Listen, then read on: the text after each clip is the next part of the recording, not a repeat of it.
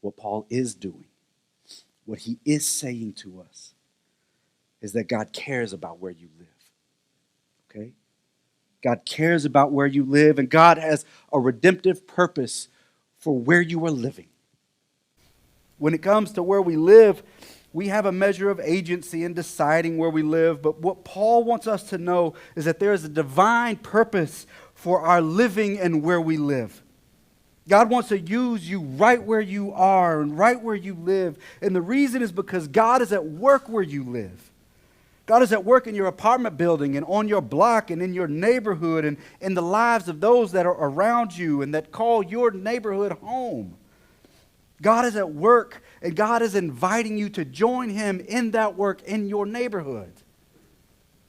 There is no place where God is not working. There are no abandoned places or abandoned people where the Lord of heaven and earth is absent. Though there may be places where the cities abandoned them. And there may be places where developers have abandoned them. There is no place that God has abandoned.